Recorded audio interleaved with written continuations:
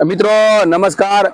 આજે આમ તો કહેવાય ને કે અમરેલીનું ઘરેણું નહીં પણ ગુજરાતનું ઘરેણું એટલે કે સર સયાજી અને સયાજીરાવ ગાયકવાડ એ હસ્તી હતા કે જેમણે ગુજરાતને અને ખાસ કરીને અમરેલી, મિત્રો આ ધ્યાનથી ખરેખર થોડોક વિડીયો બ્લોગ મોટો હશે પણ ખરેખર તમારે જાણવું જરૂરી છે।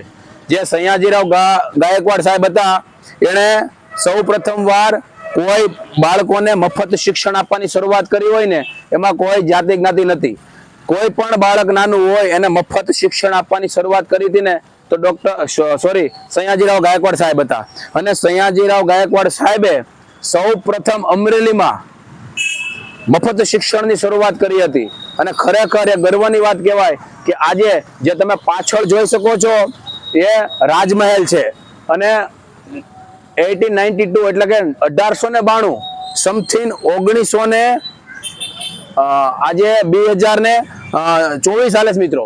એટલે તમે જો કે 130 થી વધારે આ રાજમહેલ ઉભો છે અને આ જ રાજમહેલમાં કોઈ સુવિધા અમરેલીમાં ન હોવાના કારણે જે કલેક્ટર કચેરી હાલતી હતી એ પાછળ બોર્ડ પણ મળ્યું જિલ્લા સેવા સદન। કલેક્ટર કચેરી એ આ રાજમહેલમાં હાલતી હતી અને રાજમહેલ અતિ આધુનિક છે પણ સમય જતા થોડીક જાળવણીના અભાવને કારણે આ રાજમહેલ થોડો ખંડેર થઈ ગયો છે। ગુજરાત સરકારે જ 6 મહિના પહેલા આ જ રાજમહેલ માટે લગભગ 27 કરોડ જેવી રકમ ફાળવી છે પણ 7 મહિના જેવો ટાઈમ થઈ ગયો। રિનોવેશન ની રાહ જોઈ રહ્યું છે આ રાજમહેલ। અને સયાજીરાવ ગાયકવાડ ડોક્ટર બાબા સાહેબ આંબેડકરને વિદેશ ભણવા માટે મોકલાતા એમનો પણ અહમ ફાળો હતો કેમ કે અમરેલી જિલ્લો ફક્ત ગુજરાત 1960માં અસ્તિત્વમાં આવ્યું ત્યારે ફક્ત 17 જિલ્લા હતા એમાંથી એક જિલ્લો આ હતો અને પ્રથમ મુખ્યમંત્રી પણ અમરેલી જિલ્લાના જ હતા। એટલા માટે સયાજીરાવ સાહેબ અમરેલી પ્રત્યેને લાગણી હોય એટલા માટે એમણે સરસ મજાનું આ ધરતીને એટલે કે આ અમરેલીની ધરતીને મફત શિક્ષણ મિત્રો આપ્યું હતું। અને એ ખરેખર અહીંયા બોર્ડ પણ ઇંગ્લિશમાં લખ્યું છે મિત્રો, in commemoration of the diamond jubilee of HS the Maharaj of Baroda Sayajirao is raised at 1935 મિત્રો આવું બોર્ડ મારેલો છે।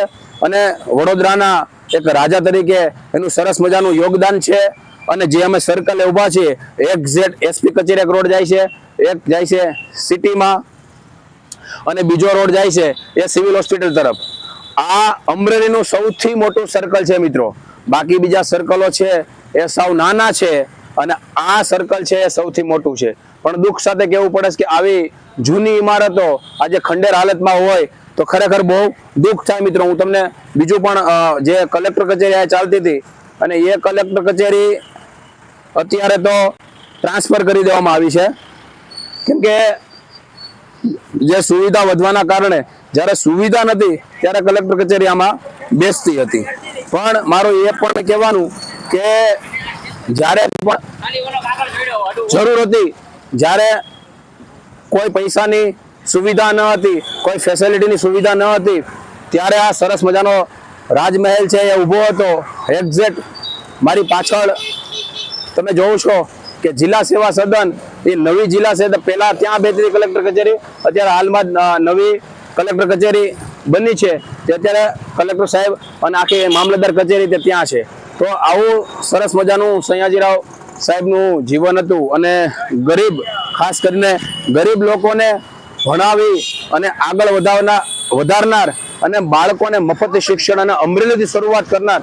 જો કોઈ મિત્રોનો ખ્યાલ ન હોય તો ગુજરાતમાં પ્રથમ જે પ્રાથમિક શાળાનું શિક્ષણ છે એક શિક્ષણની શરૂઆત કોઈ કરી હોય તો એ અમરેલીથી છે અને અમરેલીથી મફત શિક્ષણ બાળકોને આપવાની શરૂઆત કરી હતી એ હતા સયાજીરાવ ગાયકવાડ સાહેબ। અને આ જે જૂની ઇમારત આજે એટલી આપણે આમ જોઈએ તો જે અત્યારનું બાંધકામ 1 થી 5 વર્ષમાં જ એમાં તળું પડી જાય, પુલ પડી જાય, મોટા મોટા મકાનો છે એ પણ નીચે પડી જાય ત્યારે આ અડીખંભ 130 વર્ષ થયા હોવા છતાં પણ આજે આ રાજમહેલ અને સયાજીરાવ ગાયકવાડ સાહેબનું સરસ મજાનું સ્ટેચ્યુ છે એ ઊભું છે।